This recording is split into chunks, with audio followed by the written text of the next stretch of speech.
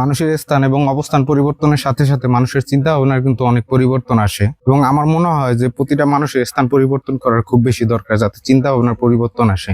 বাংলাদেশের ক্ষেত্রে দেখেন, বাংলাদেশে একটা এমএ পাস বিএ পাস ছেলের মাইন্ড সেট হয়ে যায় যে আমি যেহেতু পড়াশোনা করছি আমাকে চাকরি করতে হবে, আমি অন্য কোনো কাজ করতে পারবো না। একটা নিম্ন শ্রেণীর কাজ, যেমন ধরেন একটা রেস্টুরেন্টের ওয়েটার অথবা রেস্টুরেন্টের হচ্ছে গিয়ে প্লেট বাসন ধুবে, যে অন্যের খেতে কাজ করবে, এই জিনিসগুলি কিন্তু বাংলাদেশে থাকা অবস্থায় একটা ছেলে কখনোই করে না। কারণ তার মাইন্ড ওইভাবে বাংলাদেশে সেট হয়ে গেছে যে আমি যেহেতু পড়াশোনা করছি আমাকে নিচে নামা যাবে না, আমাকে চাকরি করতে হবে। বর্তমানে আমার চাকরি নেই, এরপরেও আমি অন্য অন্য কোনো কাজ করব না, যেহেতু এগুলো নিম্ন শ্রেণীর কাজ, মানুষ কি বলবে কি ভাববে।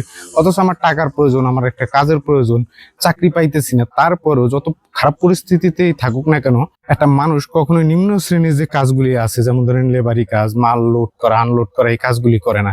অথচ ওই ছেলেটাই যখন বাবার 15-20 লাখ টাকা খরচ করে ইউরোপে আসে, তখন দেখেন কি করে। এখানে কি অফিসিয়াল চাকরি করে ভাই? অফিসিয়াল চাকরি করে না, এই নিম্ন শ্রেণীর কাজগুলি কিন্তু করে।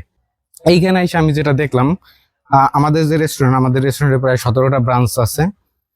এর যে মালিক রেঞ্জ রোভার গাড়িতে রেস্টুরেন্টে যে অকেজো জিনিসপত্র মাল টানে, তাহলে বুঝেন যে সে কি পরিমাণ টাকার মালিক। 17টা ব্রাঞ্চ ইটালির মতো জায়গায়, এবং সে একজন আর্কিটেক্ট।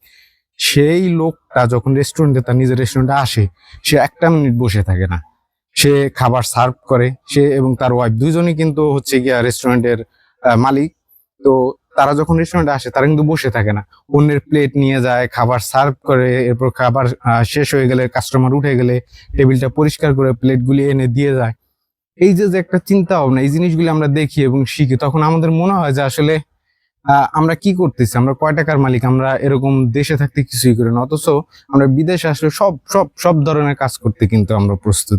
কিন্তু এই একই কাজ আমরা দেশে যত খারাপ পরিস্থিতিতেই থাকি না কেন, আমরা কোনোভাবেই করতে পারি না। এখানে সব শ্রেণীর মানুষকে কিভাবে রেসপেক্ট করে আপনাদের একটা উদাহরণ দিই।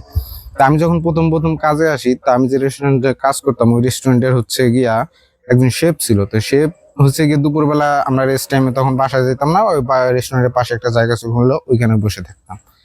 তা আমি যদি আগে যে চেয়ারে বসতাম, আমার উঠে কখনো চেয়ারে বসতাম, চেয়ারটা ছেড়ে দিতাম, নেন নেন বসেন বসেন, কিন্তু সে বসতো না। সে কি করতো, একটা কার্টুন রেস্টুরেন্টের ভিতর থেকে আনতো, আইনা যে ফ্লোর আছে ফ্লোরে বসতো। অথচ ফক্স ড্রাগনের মতো গাড়ি কিন্তু তার আছে, সেই গাড়ি নিয়ে আসে এবং কিন্তু এই রেস্টুরেন্টের শেফের কাজ করে।